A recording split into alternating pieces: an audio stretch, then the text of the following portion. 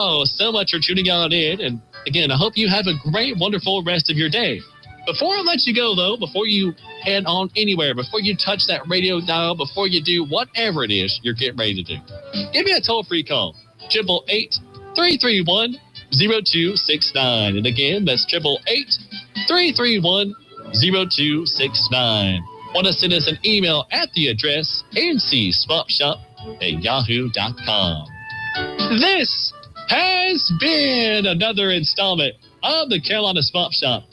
Have a great one.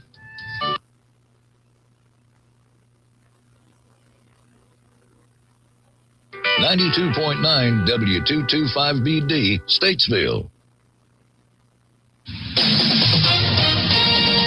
With SRN News, I'm Rich Thomason in Washington. Make a deal or else. President Trump says that Iran, quoting here, better get moving fast or there won't be anything left of them. The threat comes as Iran signals that it is prepared to resume the fight. Tens of thousands of New York commuters have had to find other ways to get to work today. A strike shut down the Long Island Railroad. Contract talks are resuming today. The long troubled voyage of the hantavirus cruise ship is finally over. The vessel has docked in Rotterdam for a complete disinfection. President Trump has moved to withdraw his $10 billion lawsuit against the IRS, stemming from the leak of his tax returns. The president's action follows reports that a resolution of the case was close at hand. On Wall Street, the Dow is up 178 points, while the Nasdaq trading 32 points lower. More details at srnnews.com. Health insurance rates are surging in America, leaving millions without affordable options. If you're sick of having paychecks eaten up by healthcare costs or dealing with mega corporations, then listen to this. Christians don't need to waste money on a broken system. That's why I want to tell you about Christian Healthcare Ministries. It's an alternative to traditional health insurance at half the cost. With CHM, fellow believers contribute monthly to help pay each other's medical bills. There's no enrollment period, so you can join anytime. And you aren't restricted to provider networks, so you choose the doctors and hospitals you want. It's that simple. CHM is not insurance. It's a ministry that puts faith into action. Feel the difference of financial support and biblical care from fellow believers. Join CHM today by visiting chministries.org/wellness. That's chministries.org/wellness. The following program is a paid advertisement and does not necessarily represent the views, opinions, or endorsements of Signal Hill Media Partners, its affiliate stations, or its advertisers.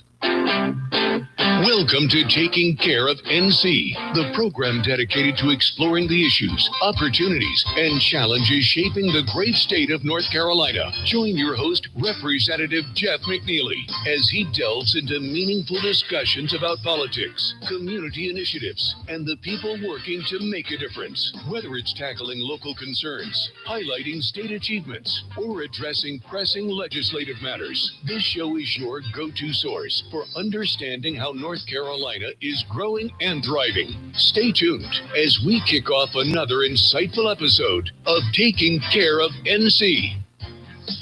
Good morning, North Carolina. Hope everybody's doing well out there. It's going to be pretty warm today, but it's about that time of year. So it is what it is. We're praying there's some rain coming in at the end of the week, and we need it. Went down to Mooresville area last night and looked out at the lake, and I saw more dirt than I did see water there. One of those viewpoints right there past, I guess it's right before you get to 33.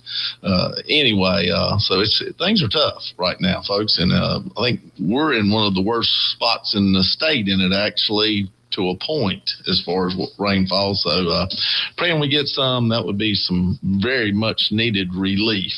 Looking for got I don't think he's called in yet, has he? He'll be on a second too. Got Representative Brian Echeverria, and I'm going to go through that name about 18 times a day, and I'm going to only pronounce it right maybe once, but from down in Cabarrus County, he's going to call in. We're going to talk a whole lot about some constitutional amendments that might be on the ballot, but especially one that he's done. So we're going to get him on here and get that done. Got a lot of other stuff happening. just quickly, briefly touch. Everybody thinks that we have a budget that is done. We have a budget that has got a darn good start. We're not done by no means. We have kind of agreed on the spend and agreed on how we're going to collect money so we'll have enough to do the spend, as we call it. So these are the two main things I always say in a household, how much money's coming in, how much money's going out. So these are the things that we have pretty much agreed on that we're going to do. And so now the devil's in the details. And so we're going to see how that goes and what we can come up with. And I'll get into that here in a little bit. I think he's calling me on my home. Let me redirect him here. Hey, Brian, let me get you that other number. Are you having a problem? Oh, no. I'm sorry. I call it right now. Yeah, call them the other number. We get you. Thank you. Yeah, we talk a lot on cell phones, and it gets habit for them. We'll see if we can grab him on this other number here, though, and get going. Hey, it's live radio. This is what happens. You never know what's going to happen. That's right. You never know who I'm going to have on here. I understand I had a lot of interest last week because I surprised him. We got him? I think so. Hey, Brian, are you there? I'm there. How are you? Oh, great. I can hear you good, too, so that's great. That's great. All right. I'm going to, like always, I'm going to slaughter the last name, but I'm willing to try. So I got Representative Brian Echeverria. How's that? Am I close? Close. Echeverria. All right. There's a Scott-Irish part where my tongue don't go to the roof of my mouth right to do this. But anyway, who is Brian? Who is Brian? Tell us a little bit about you. I know you got a big family, got a lot going on. Who are you? So my listeners will know. I'm like everybody else. I'm a dude with a wife. We've been married 23 years as of yesterday. Congratulations. Amazing. Oh, appreciate it, man. 3 kids, the 18, 17, and a 13-year-old daughter. And I just love life, man. I'm a guy who calls his mom every day. And good. I just love life. Good deal. All right, now, so your district is mainly, is it all in Cabarrus, or is there some Mecklenburg and mostly Cabarrus? What is it exactly? I am all Cabarrus. Okay. I cover Midland, Mount Pleasant, parts of Concord, and all of Harrisburg. Okay, so I guess you would call that you're getting kind of southwest Cabarrus. Is that what that would be? That's where we are. Yep. All right, cool deal. All right, now I got a lot of customers down in the Midland area and down through there, so I go down through there from time to time. It's still fairly a beautiful part right there. It ain't gotten eaten up completely with houses, but there's a lot more houses than there used to be. Oh, there's a lot, man. And I'm one of those people. I moved here in 2006. My wife and I purchased a Grady Cook home that was pretty legendary here in Cabarrus County. And since I know you come down here, I have to have you over to the house. We make Cuban coffee, and I'll change your life with that Cuban coffee. Well, I've tasted that stuff, and it will knock your socks off. That's some pretty stout stuff. That'll keep you on your toes, I can tell you that for sure. Hey, man, you can see into the future for 30 minutes. That's good stuff. Anyway, all right. Well, let me ask you this, because we're just going to go so people can understand, a little bit. Brian, what made you want to get in politics? What drug you into this crazy game? Man, it was I think the journey started in 2019, where it was the first time I realized that government impacted my family. My family lived in this beautiful little bubble that I created for them, but then my mom and dad actually left North Carolina. They're 100% disabled veterans. And so now they left North Carolina for a more favorable environment in South Carolina. And I look up and grandma and grandpa are no longer 20 minutes away. Now they're an hour and 10 away. Changed my family dynamics. I still wasn't getting involved. But in 2021, after going through 2020, we had the Roy Cooper debacle where, so I think some people call him King Cooper, where he just shut the state down, man. I'm trying to get crooked Roy Cooper to stick. That's my motto. For him. Go ahead. It would fit. It would fit. So, we had a coffee shop. It was greatly impacted at that time too. But mainly just, you look up in 2021 and I'm like, man, my kids are not going to live in this bubble. The world is not going in the direction that I want for them. you know, you're kind of just paying it forward to the next generation, right? But I got to tell you, so you get involved, you're gung-ho, and before you realize it's a terrible idea, it's too late to quit. That's the truth. Sucked in is what I like to call it. You get sucked in. You get sucked in. Yes. I mean, you know what? And then what happens is you hear all the stories from your neighbors, man. And I don't call them constituents. Very rarely will I use that word for my people. I call them my neighbors. You hear the stories from your neighbors, and you know, you can't walk away from them. I mean, they have needs, man. You know, things are happening. They have needs because things are really bad, and they have needs because things can be really good. And you just can't walk away. So then you're stuck in it, and that's where I am now. Well, like I said, you're going on, I guess, is this your first term still? It is, isn't it? It just seems like so long because we took a break there in the middle, and it seems like we've been there forever. So you're getting used to what we're doing up there. You're starting to figure it out. But you were pretty active when you first got there. I know you ran a couple of different bills. The one I know was going to be a big savings. I think it's over in the Senate. Did we ever get that one passed? The one I can't remember it's the one, you had a name for it. It was an acronym. I'm trying to think which one that was now, but I know it. Not the constitutional amendment. Okay. Now is there two constitutional amendments? Cause we're going to talk about 1089 here in a little bit, but the other one. 1089 is the deal.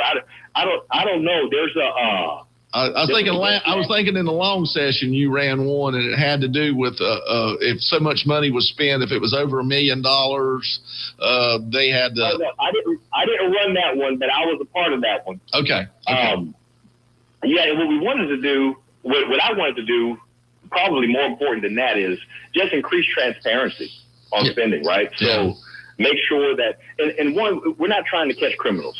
Okay, the idea is to have no criminals, but if you have transparency kind of diffuses suspicion. That's number one. And transparency means criminals don't have as many opportunities. That's right. Right? So many times people are like, let's catch the bad guys. And I'm like, hey, how about, can you imagine if we didn't have bad guys involved in this situation? Right? And so that's important to me, the government transparency. That was one of the ones that came to the floor, went over, didn't do much, but I tell you what, one of the most important bills to me is the one with mandatory background checks on school employees. It's not my bill. That's House Bill 775, and a mandatory report on assaults and threats on teachers. I mean, you know, it's one thing you want to pay the teachers, but also you got to make sure they're not getting punched in their face. Well, right. And you know, I think school discipline is one of the things that has caused a lot of teachers to leave the profession. That there's just very little they can do, it seems like, to curtail the violence that's put upon them. And I think they're just sitting there going, well, I'm fearing for my safety, and I'm not making the money I want, so I'm out of here, you know. And so we got to make a better work environment for sure. More respect for kids. Man. Culture matters. Yeah. You know, you go into work, you're not expecting to be abused. I mean, and we've seen this not just in the schools. I mean, this is all the way over to the police officer. When I was a kid, we respected police. You know, the officer was someone of honor and respect. And even, you know, guys would go out and commit crimes and stuff like that. But the idea that there would be a group cursing the police just wasn't a concept. Yeah. I know. People throwing random spectators throwing stuff at law enforcement. Yeah, I know. Well, I'm going to tell you something that's interesting about that. Remember 2020 when you would see the pictures of the protesters like yelling in the police officer's face and spitting and throwing stuff? Mm-hmm. Well, that proves they believe in the badge. Because under no circumstances would someone do that to an armed man without that badge. They knew the other side had restraint. They knew the other side was making better choices than they were. Yes, they believe in the badge. You know, they went out there, and you see it now, you know, with some of the protests. They believe that the man behind that badge is going to honor that badge, and that badge is protecting them from that man. Yeah. So, you know, it's actually interesting. And you can kind of just get stuck in this mess. And it's like somebody just be a clarifying voice. The fact that you're out here throwing things at armed men means you don't believe you're going to die today because you believe in the badge. I think we did believe we were going to die today back in the day if we did that, though. And I'm pretty sure we were. So, yeah. Hey, well, let's go ahead. Let's jump in. Let's talk about 1089, the constitutional amendment, because this is, I think, you're pretty much, I think, the lead on this bill. And I'm going to go ahead and read a little bit of it to the listeners. I got it here in front of me, unless you want to. You want to read it? No, you got it. Okay. All right. Now, basically, this is a bill entitled An Act to Amend the Constitution of the State of North Carolina to require the legislature to enact a property tax levy limit.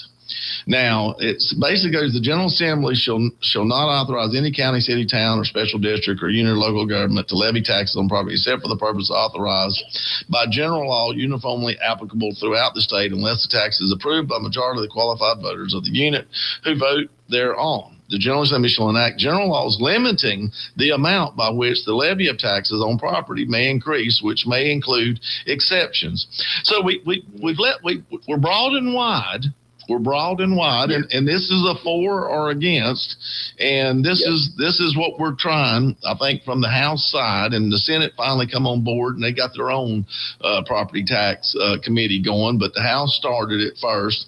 And so this is basically saying if you, John Q. Public, want the state legislature to put some guardrails up about how much your property tax can increase, then vote for this. If you do not want that, and I hear local government screaming that we're in their lane and out of our lane. So if you want the local government to have more control or stay where it's at, then you vote against. And it seems pretty simple. And I always get kind of tickled because, we love to run a poll and go out and see a survey and see how everybody feels about this. And they've came back and told us, this is like a 90-10, that 9 out of 10 people want somebody to make sure their taxes are under control. Well, I don't know how you ask that question in a bad enough way to get somebody not to say yes. So I'm thinking, this, I don't know if we needed to spend the money much on a poll to do this one. But anyway, I'm telling you, it does take well. So tell us a little bit about the mindset of how y'all come about kind of wording this, because you left a lot of room to navigate. Yes. Well, it's so number one, when the speaker formed the committee, he put Juliet Howard as chair. Mm-hmm. Right. What we know is that there's a commitment to the reform.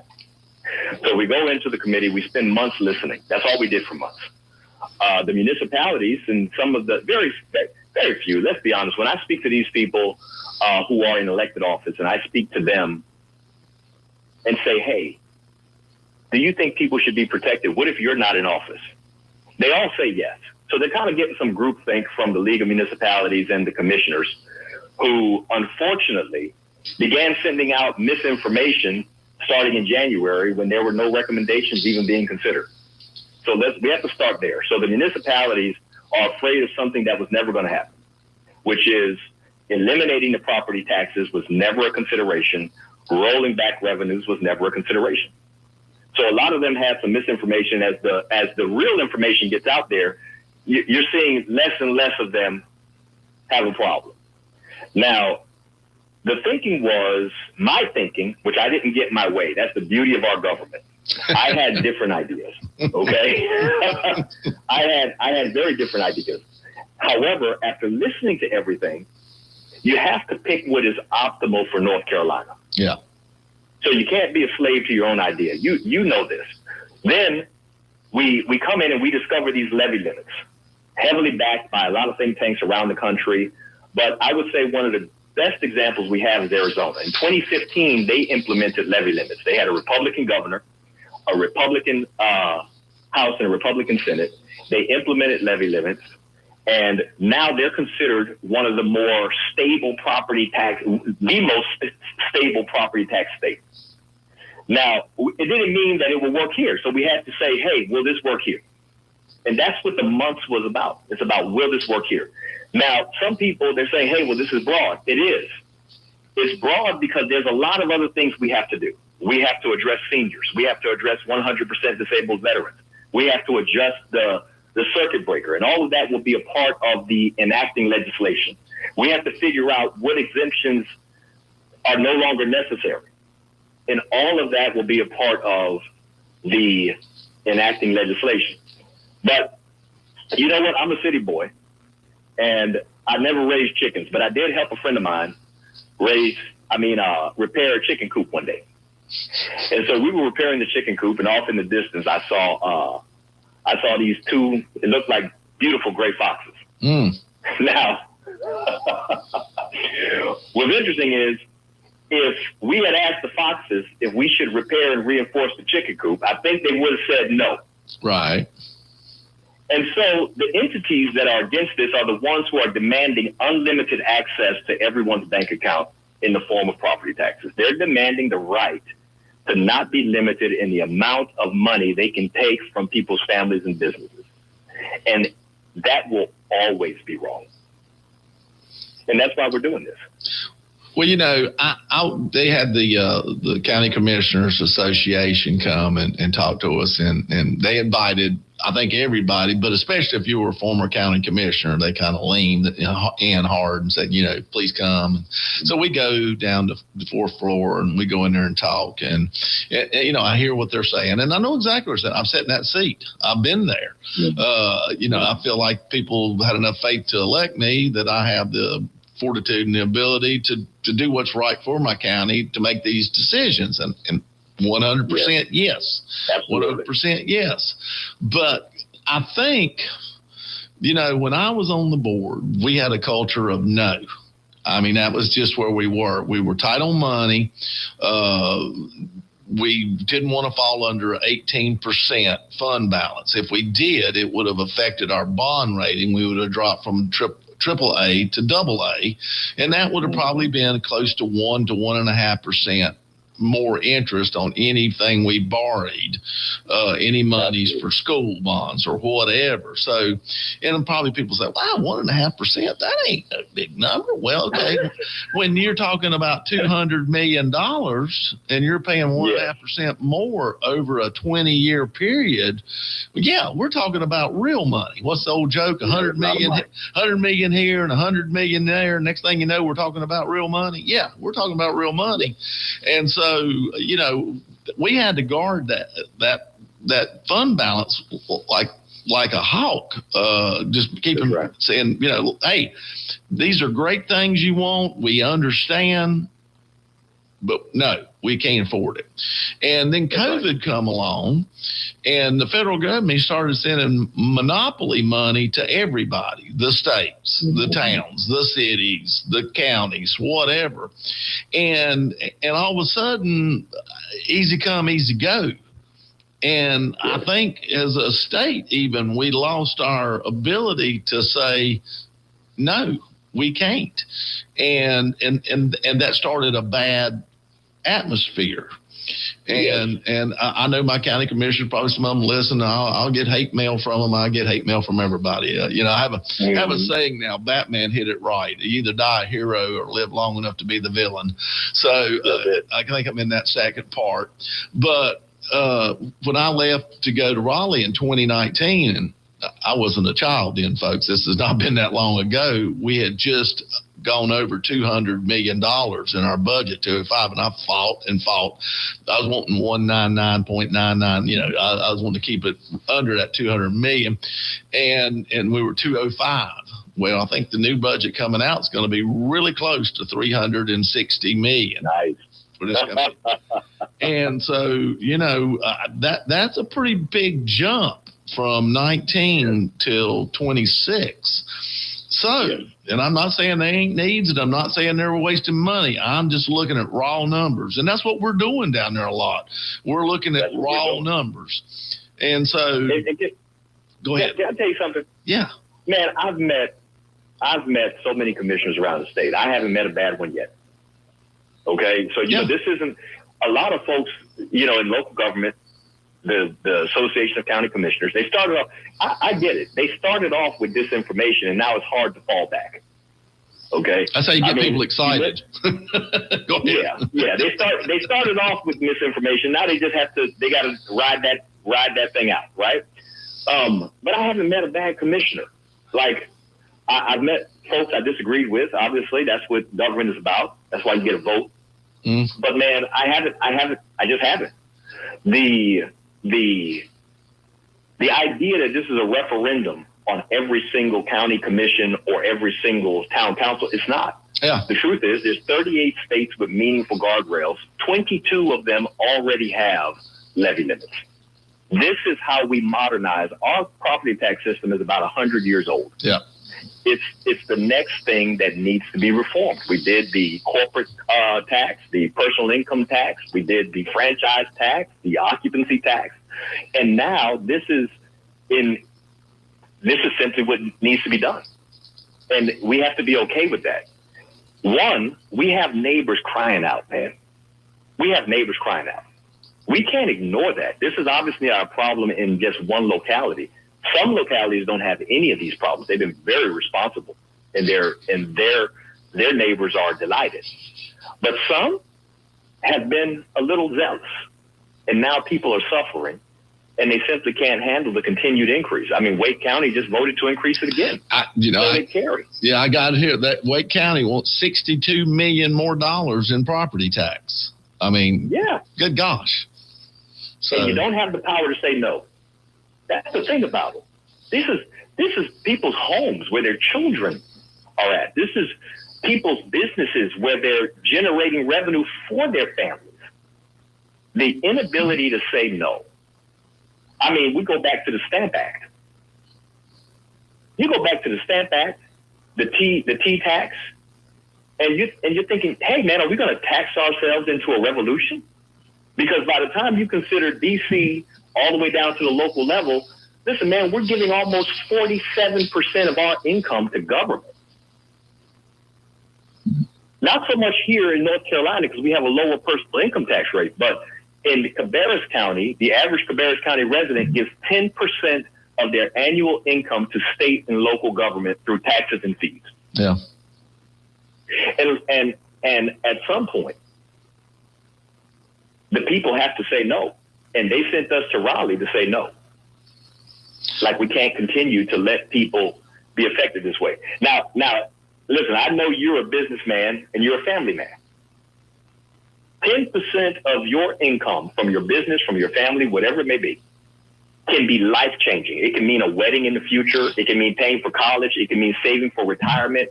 It could mean wasting it on fun activities that bring your family together. But that 10% extracted means that none of that happens. And that's just state and local government. We're not even talking Uncle Sam yet. Yeah. We're not even talking about the fact that we can't get the EPA and the federal government to get out of the way for us to have more nuclear energy so we can pay less for energy. Basically, I'm saying government is in the way and it's costing us, is weighing on us. And so that's what we're taking a look at. Well, and you know, I always say that when you encumber future dollars and you take away opportunity, which is what you just said about where you can't go do this and you can't do that. And so, the one thing I do know about government loves to grow government. I don't know why, but they do. That's part of the equation. And that's where the no factor comes in from the citizenry that are elected to the different positions. It's a no. And there's so many things that I feel like government is doing right now, whether it be federal, state, local, whatever, that's not their job. That is not what government was set to do. It was to be a very minimalistic in our founding fathers' eyes, that it provided the very, very simple basics to allow you to have, freedom, to allow you to be able to prosper, but not to encompass you and entrap you. And so this is going to be an interesting thing. I said the other day in caucus, I don't know if we don't do 100 local bills and everybody's representatives and senators work in their county and craft something with the different voted in bodies of councils and commissioners and come up with some kind of guardrails, because it's hard to make coffee for 12 million people. But if things don't change, we'll attempt to do that. We will definitely attempt to do that, well, and that's where I think we are. Yep. Exactly. It's we're there. It's not even that we'll attempt to do that. The people have demanded it. Yeah. I mean, you have to remember you have, let's say there's 85 well-run, no complaint counties. You still have 15 where people are really heavy laden. Right? And that might be 40% of your population. And that might be 40% of the population. And it's one of those things where, as a Dillon Rule state, I get it. Hey, let's all go locally. No, we're Dillon Rule state. It's actually our responsibility to put these guardrails in. Right. No one else can do it. And if we want to know, honestly, I had people say, hey, well, we got like a seat at the table for input from some of the associations out there, right? Well, the problem is this. If you had an idea that can relieve the people on property taxes, and you've withheld that idea when you had the power to do it, you don't belong in the property tax committee, you belong in oversight. There you go. Okay, so the idea that we need to go to every county and get with the Association of Commissioners, well, the truth is they could have made changes and brought property tax relief without us. Oh yeah, yeah. And they have not, and therefore the people are crying out. And again, it's not a referendum on individual commissioners, because it's not. The group think that somehow the commissioners are against this is simply not true. The Commissioners Association is against it. A few commissioners might be against it. But what I love about commissioners and councilmen and legislators and council of state, you're not just a legislator, you're a resident. These are homeowners. They have families. Yeah. They have cousins and children that are getting taxed too. So they're on board. We're all participating.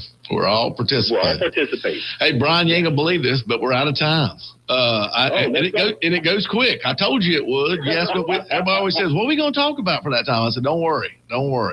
Hey, I appreciate what you're doing on this. I appreciate you picking up the flag and carrying it, and look forward to more discussion. And we'll see how this goes to committee and what happens. So it's everybody, folks, pay attention. This is important. Yes. Hey, God bless. Thank you, brother. Hey, I'll see you tomorrow. You take care. Yes, sir. All right, bye.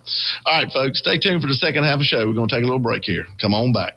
I learned patience from my adoptive dad. All he had to say was, "Hey, you got this. Just breathe." Hey, we're pretty good. Yeah. Might have to start a band. I got it. Learn about adopting a teen from foster care. You can't imagine the reward. Visit adoptuskids.org to find out more. This message is brought to you by Adopt US Kids, the U.S. Department of Health and Human Services, and the Ad Council. Hear that? That's the sound of your life. Perfectly imperfect. Beating in rhythm to the world you've created. But every time you drive after drinking, the music gets drowned out. Your life sounds pretty great. Don't let a buzz ruin it. Buzz driving is drunk driving. Don't drive buzzed. A message from NHTSA and the Ad Council. You took the first step and quit smoking, but even former smokers may still be at risk for lung cancer. That's why SaveByTheScan.org wants you to know about a new low-dose CT scan that can detect lung cancer early. It takes only 60 seconds and could save your life. You took the first step, now take the next. Visit SaveByTheScan.org for a simple quiz to see if you're eligible and talk to your doctor about screening. SaveByTheScan.org is brought to you by the American Lung Association's Lung Force Initiative and the Ad Council. All right, son. Time to put out this campfire. Dad, we learned about this in school. Oh, did you now? Okay. What's first? Smokey Bear said to. First, drown it with a bucket of water, then stir it with a shovel. Wow, you sound just like him. Then he said, if it's still warm, then do it again. Where can I learn all this? It's all on SmokeyBear.com with other wildfire prevention tips. Because only you can prevent wildfires. Brought to you by the USDA Forest Service, your state forester, and the Ad Council. All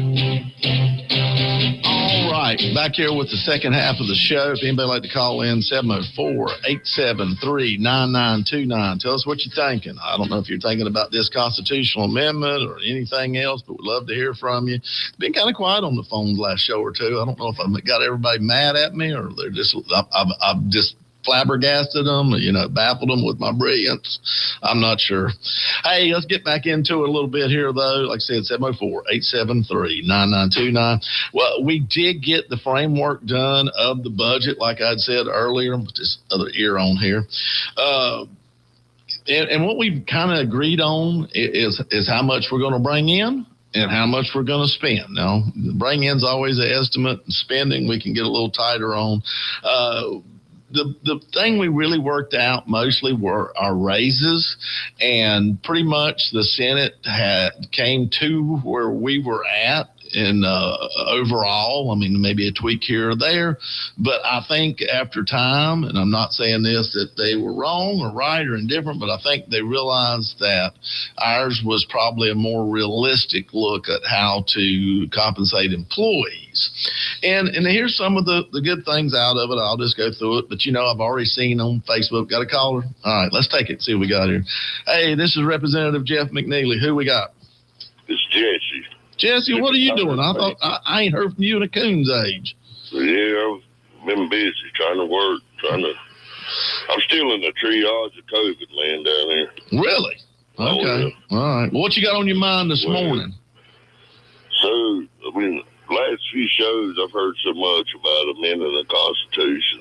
That tires me down every time I hear that. This is North Carolina's mainly. North Carolina, but go ahead. I get you. Yeah. I don't care any of them. When y'all guys gals are voted in to protect the constitutional rights of people, and every time an amendment takes place, you're literally taking rights away from people. Laws, when they're put in place, have got to be enforced, and it just I think this just adds to the problem more and more. That's my personal opinion. Well, I get you. And, sometimes, though, putting it in the Constitution codifies it, and it makes it harder or almost impossible for some to come behind you and change. I've heard some, people say, and I get it. I understand where they're coming from, but people hide behind the Constitution, their rights, and this, that, and the other. And it's like, man, when I hear that, I'm like, maybe you got an unjust law in place, to me, even to doing it to begin with. Maybe that needs to be scratched. It's like every time you hear somebody that's been elected in the office get interviewed, it's like, oh, have you had any bills to pass? It's like, that is y'all's job to get in there and just make laws and not undo bad laws. It just seems like, but I don't know. I try to listen real carefully, but sometimes I don't hear stuff clear over these machines. I will tell you this: I've killed more than I've made alive and passed. And I usually think I'm really good at killing some of these that are not necessary. A lot of times laws are made, we don't need them. We got. I always say we got enough laws on the books. We just need to enforce the ones we got. Yeah, if the Constitution was held to standards, it would cure a lot of illness. Well, I think the biggest mistake, probably when the founding fathers did do the Constitution, was they didn't put jail terms with whenever one of them was broken. That may be the one, because we tend to let people go. Oh, you broke the Constitution, you're bad. Now get out of here. No, let's spend a year or two in jail. Let's spend a year or two in jail. It's supposed to be the ones that holds the government to its standards. How's that working? And so that includes social media, I would think. Well, that's a whole different cat there. That's gone off. That's off the rails. When you got the blind leading the blind, man, that's when it's the fan. I know. I get me, brother. I get you. But it's good to talk to you, Jeff. Good to talk to you, brother. To hear all of it and trying to and trying to make sure I hear it correctly. And sometimes I don't hear things correctly. I get a little upset. I have to go back and listen to it and stuff. Well, just know that I'm here from the government and I'm here to help. That ought to scare the crap out of you. Right. Have a good one, Jesse. You too. Hey, good to hear from you, Jesse. Take care. I'll come swing by and see you one of these days. All right, get back a little bit on the budget. Like I said, anybody else want to call in, give us a holler, 704-873-9929. I always love to hear from my people. Hear what y'all got on your mind. We're looking at basically an 8% teacher pay raise on average over it. We're actually going to end up with, looks like, the highest starting teacher pay in the Southeast at this moment once we get this done.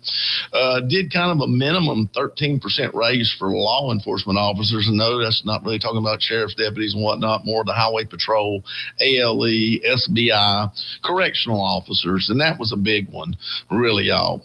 It's been about impossible, it seems like, to keep. We've got, I bet you we got a 30% unemployed correctional officer issue right now as far as positions need to be filled. And the ones that we got are just overwhelmed, overworked. It's tough. And as we talked earlier, people, you know, of course, we're talking about people in jail. So we know they don't respect their laws, and they darn sure don't respect any kind of enforcement. And so it's a constant fight and a battle. So really went all out as best we could for that. All state employees are going to get a 3% raise. If state employees are making under $65,000, they'll also receive a $1,750 bonus check. And really, I think that's going to be a plus for them. I'm pretty sure we do not take out Social Security and those bonus checks, so you get a little bit more bang for your buck. And you might see that in a lot of places because this budget should have been enacted, and we will go back retrospectively to July 1st, 2025. So there's going to be some big checks come in the mail once we finally get this done in different ways. I think one of the really important things, and this was the big argument that we had, was our state income tax. We dropped it down. So in 26 this year, we've dropped down to 3.99. And the Senate wanted to go on a super fast de-escalating scale. And I don't want to pay no taxes. I wish I didn't have to pay any taxes. But unfortunately, I feel like I asked for services. And so but with those services come cost. And so we went to 3.49. So in 27, the state income tax will drop from 3.99 to 3.49. And I think that's going to stay there for about 3 years. And then the plan is to go another 3 years, I think, at maybe 2.99. So actually taking it down some more in the future is the plan. It's hard to hold future legislative bodies accountable to what we do now, but that is the tax plan that we've all kind of agreed on. Also, there's going to be a 2.5% bonus for retirees. And we get into this, and I've had a lot of retirees say, hey, my retirement, it's basically stayed the same per month that I get out. Understand the monies that were collected from retirees and the monies we put in to match in their retirement account, that is a whole separate account that works an entity of itself. And when it's making money, it's generating, but understand it also has to see the future coming in. So if you got more people retiring in and less people, we will say, passing on, you're going to see a greater demand. So it's going to be hard. That entity works in itself. If the stock market's doing good and our new state treasurer has gotten more of a wider lease on what he can do as far as investments, there's a chance I bet it could get better. We know there will be it won't get any worse, but there's a chance you could see a raise if the investments he's making and the things he's doing increase that thing. That was never meant to be funded out of the general fund. It is an entity in itself. So when we do these bonuses, I hear a lot of people say, why don't you just raise this from now? Well, that's really not how the whole structure is set up. So kill that real quick. So understand that. Now, here's the real thing. We're not even close to done, y'all. We got a good another 3-4 weeks. We got to get cranked out and get this done. Our goal is to definitely be out of there before July 1st rolls around. I'll tell you that. And we'll probably play it down to the last second, trying to get all the I's dotted and the T's crossed. Because once we do this, how much we're going to spend, and once we figure out how much we're going to take in, and really it's how much we're going to take in comes before how much the spend is, because we have to have a balanced budget in the state of North Carolina. We cannot run a deficit like federal does. And I think every piece of government ought to be like this, where you cannot spend more than you bring in. So we got to get it all balanced. We got to make sure, and there's a whole lot of needs and a whole lot of stuff in Medicaid, not Medicare. That's where the elderly. Medicaid is running wild. And so we've got to make sure we get that under control. It may, if we're not careful, we're going to mess around. It may overtake education as far as how much we spend in the budget. It's on that kind of an uphill pace percentage-wise. It's very scary. One thing I did want to bring out, I thought was kind of unusual. I saw this thing about education, and it says basically it's state spending on education.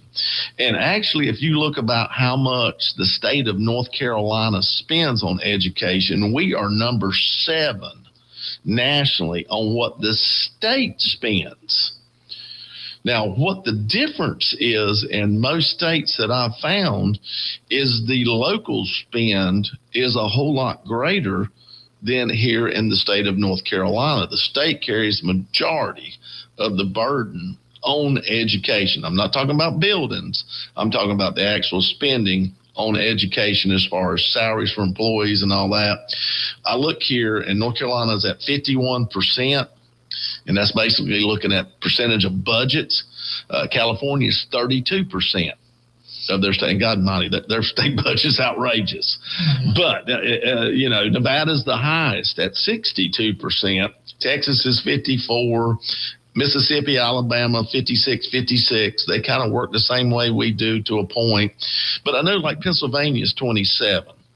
And 27 up there, I had a good friends that lived in Pennsylvania, and they lived inside a town up there, and they had a very nice house, and that was fine. But their school tax, their local school tax was separate from the property tax, and it was around 21. This has been 10 years ago now or better, maybe even, about 10 or 11, 12 years ago, was approaching $21,000 a year. That was their local educational tax bill. So understand there's a lot of different ways to fund public education. And so I hear a lot of people say, "Oh, well, we rank this and we rank that." Well, you know what? There's lies. What is it? There's lies. There's darn lies, and then there's statistics. You can make them bend however. But just know that North Carolina, as far as part of budget, spends in the upper echelon on the state level.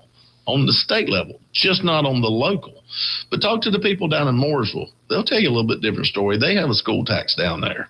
So I'm not advocating for a local school tax at all. I'm just explaining when people start comparing states to other states and what teachers make in other states and these numbers, and you hear this, that you've got to take a lot of things into the equation. A lot of things into the equation. It's not just apples to oranges. It's just not. Real quick, I want to talk about New York. I guess we really don't care, but it is interesting to hear because I think they're on fire.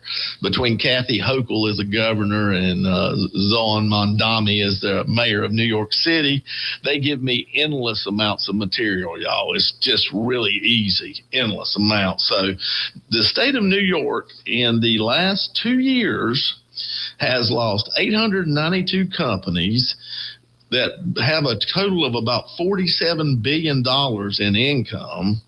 Of these 892 companies that's left New York with their money, Florida has gained 341 of them. Texas has gained 187 of them. And little old North Carolina is in number 3, gaining 129 of these companies that have left. And they have left because they have been taxed to death, and they had no choice, in their opinion, to leave the state because they could not stand the level of taxation and the entitlement programs that were funded from it. And they were not allowed to really make a choice. It was mandated to them. So now Governor Kathy Hochul has blamed Donald Trump.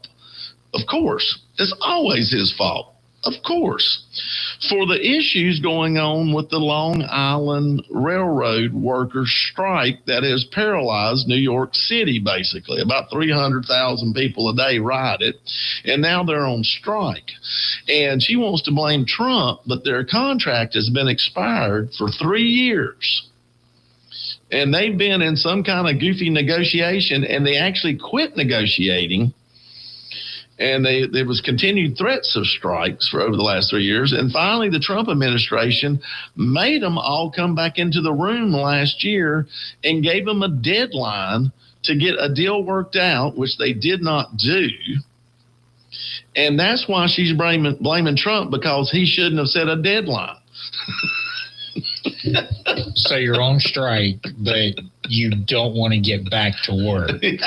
And this is Trump's fault because he made them talk. You know, he didn't have to, but he made them come to the room together because they weren't even negotiating. So this strike has been an ongoing thing for 3 years now, finally come to head. And the beauty of it is not only is Kathy Hochul going after Donald Trump saying it's his fault, she's also trying to blame, I think his name, I can't remember his first name, but his last name is Blakeman, who's running as a Republican against her for governor in the next election.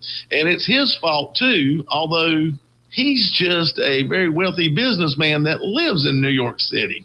You know, hey, when you're throwing mud, you just throw it everywhere. You don't get real specific with it. You just toss it all around, and that's what she's doing. You know, I will say this, is 5 unions have come together. Now, I don't know, there's 3,500 workers, and I don't know why you need 5 unions for 3,500 workers, but I guess everybody's got their own little segment of what they do. You got the guys that give the signals. You got the guys that get to run the trains. You got the guys that get to fix track. I don't know how this works out, but that's what you got. So 3,500 people. Right now, their average pay is $136,000 a year. Now, that probably ain't a whole lot in New York City. I hate to say it. That probably isn't. But I do know they're saying with overtime, a lot of them eclipse 6 figures just in their overtime salaries on top of their standard salaries. So this is something that I think is going to be very interesting to see. They've made that city so expensive to live in that $136,000 just don't cut it. And this is their own mess. And they've taxed everybody to death, and the rents are ridiculous, and you can't hardly own property unless you're a multi-millionaire, billionaire, whatever. So, hey, here we go. And, you know, I think it's funny, as AOC said, nobody can earn $1 billion. Well, let me take you to New York City, and you can find where a whole bunch of them used to live. And now they live somewhere else. So the quagmire of socialism deepens. This will be interesting to see where it goes. All right. Like I said, if anybody wants to call and talk about this, we're glad to talk to you. 704-873-9929. I'm going to have to pick up my pace a little bit here. I won't probably get to talk about HB 1119, which basically the City Council of Statesville just does not like a bill that I put forth, and even said it wasn't well written. And Ron, I swear I spelled all the words right. I don't know what to tell you. I saw your comment. Yeah, I don't know how to do it much better. I really don't. What I did want to talk to you about is Christian Mayo real quick, a 10-year-old. His mother wants an apology from Congresswoman Virginia Fox. And Christian actually sent in a essay, he's a 10-year-old, that he wanted to know why we wouldn't put a $5,000 tax credit on electric cars. We've removed a lot of the subsidies to help electric cars. We were hoping they'll stand on their own, which is, I think, how most things should do. Government tends to want to lead people in certain directions. But here's the letter that Virginia wrote that got her in such hot water, supposedly. And I can see some parts maybe went a little far, but I think she may have not missed it too bad. Dear Christian, thank you for contacting me with your letter to express your support for a $5,000 tax rebate for all new electric car purchases. It's important for me to hear from constituents, and I appreciate you taking time to share your thoughts. We agree about the importance of fostering innovation and American competition in the automobile industry.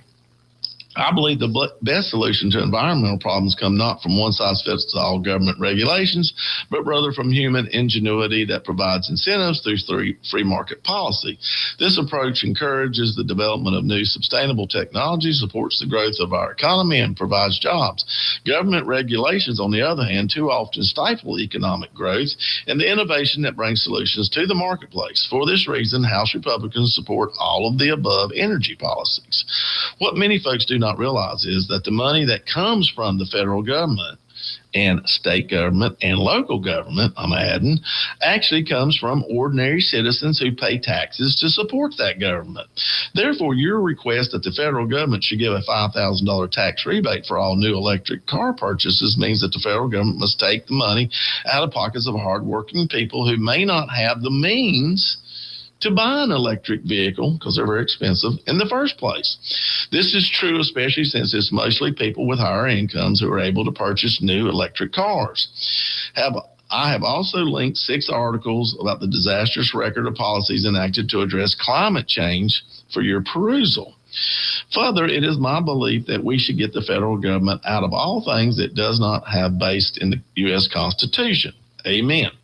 This would mean reining in exorbitant amounts of money that the federal government spends on causes that are not to be found anywhere in the Constitution. I have attached an article to the correspondence for your benefit entitled 2038, which explains how little time the United States has left before the interest payments on the national debt surpass our total discretionary spending. That means all the money that we haven't already put to other projects. I put that part in. This is an urgent crisis. We must take action before it's too late to turn away from the dangerous path that we are on and been on, which will lead inevitably to economic failure and bankruptcy. 2030 is only 12 years away, and you and your classmates will be responsible for that debt. Incidentally, please ask your teacher to explain propaganda to you. That's where it might get a little bit off the rails. While I will never be able to know, my guess is your teacher will not give you a good educational experience and help you learn to think, as they're too interested in indoctrinating you. How sad. If you have not already, I encourage you to sign up for my newsletter by using the website, explain what I do in Congress. If you need more information and have additional concerns, please don't hesitate to contact me. Tell us how I can. So maybe she did need to go there, but maybe a 10-year-old writing in about electric cars and saying they're better for the environment, and maybe they are. I'm not sure. We take a lot of heavy metals out of the earth, dig a big hole to get the batteries, and then we got to figure out what to do with the batteries after they're bad. How do we dispose of them?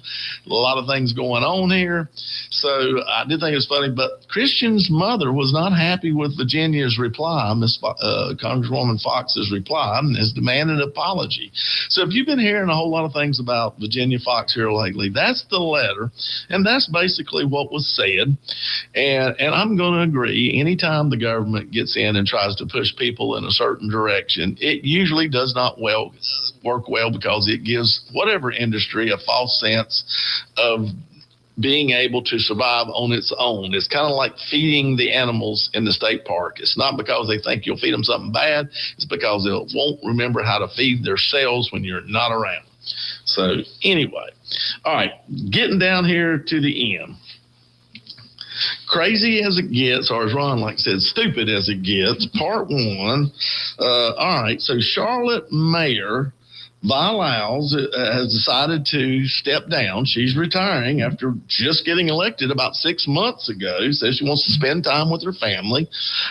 I hope that's what it is. There's not something else coming down the pike. I guess we'll see it. But I think the crazy part here is basically, this is Todd Starnes put this out. This is insane. And Vi Lyles happens to be a black lady. The black mayor of Charlotte, North Carolina, has resigned, and the NAACP, here I go, I know I'm that racist, is demanding that only a black person be hired to replace her. So, and this is their statement, it is seriously disturbing for white folks to be lobbying to be the interim mayor in Charlotte. Our mayor who recently resigned is a black woman who is a registered Democrat. And there'll be a Democrat put in place because that's the party gets to do that. While black representation is being undermined and stripped nationwide, white folks are either tone deaf or worse, self-centered. It's not about you. In Charlotte, black voters have been intentionally about black representation. So the real kicker here is, and here is our quote. So let me go one page too far. So Corinne Mack, the president, why would we replace the black outgoing mayor with a white person, she questions. So anyway, it goes on to talk about, and she warned city council members they will be held accountable at the ballot box if they do not vote, if they do vote for a non-black candidate. And when asked about this, Corinne Mack said, my biases come from the fact that a black woman held the position for 5 terms, and in this critical time, why would we replace the black outgoing mayor with a white person? That simple, she says. So I think this is quite interesting. I often wonder how the shoe looks on the other foot. How is that not racist? Well, I guess there's only certain things that. Good question. I'm sorry. I mean, good question. If that was to come from somebody who was white, they would automatically be calling them racist. Well, I can tell you right now, being that I've been in that boot before, I wore those shoes for something I didn't really think I'd done wrong and had no malice at all. I'd hate to think if I'd turned this around and said this and changed the words a little bit in it, what I would be. So once again, crazy as it gets. Stupid as it gets. We can't find the best quality person to do this. We've got to find a certain type of person that's willing to do this that fits the views that we look for. We're not worried about quality here. We're just worried about what we want and what we think is right or wrong. All right, running out of time, folks. I got a lot of controversy after last week's show. And I just want you to know this. John 8:7 basically says, ye who is without sin, cast the first stone. No person is perfect. And when we put ourselves in political arena, we're under a microscope. And we may make some bad decisions and we may do wrong things, but we're just people. Don't hold us up on a pedestal. We're you. We just decided to throw our hat in.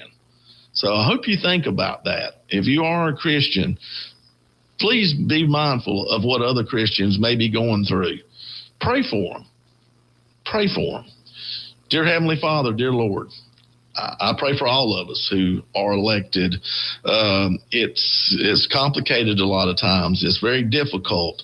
Our faith is challenged in many ways. Satan is all about us, dear Lord. I feel like he ramages through our governments and he's willing to tempt us and pull us in the wrong direction. So just give us a strong will to follow you, Lord, to keep our eye on the prize, as it says in the Bible, Lord, to run that race and run it well.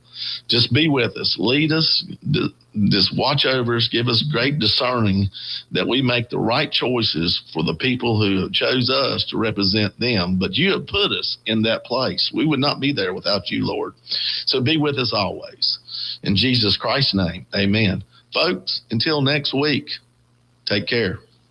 Thank you for tuning in to Taking Care of NC. We hope today's program offered valuable insight into the topics shaping North Carolina's future. Stay informed, stay engaged, and join us next time as we continue exploring the issues that matter most to our state. Until then, take care, and thank you for being a part of the conversation. Real Country is 550 AM WAME, 92.9 W225BD, Statesville. WAME and Bunch Johnson Funeral Home are proud to present our national anthem, Bunch Johnson, where every detail matters. Call them at 704-873-7223 or stop by their location at 705 Davie Avenue, Statesville for your personalized experience. Oh, say, can you see by the dawn's early light what so proudly